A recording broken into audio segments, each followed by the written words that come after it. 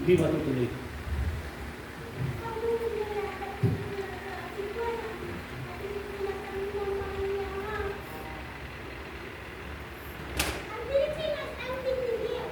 Maligo kayo Lunes, sabi na. Para malilinis na kayo, Lunes ang to, saya kayo dahil hindi mangyayari sa Pangasinan. Ay mangyayari sa iba wag sa Pangasinan. Pero ang Pangasinan ang siyang pinili ng Diyos. Siya din ang nagsasabi ng mga mensahe, ang Pangasinan ang target nila. Hindi mangyayari sa pangalan ni Jesus.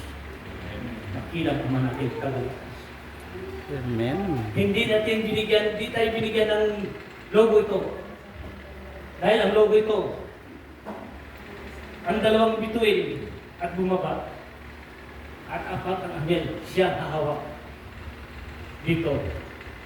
Ang sinabi lang target sa Pangasinan, hindi mangyayari yan.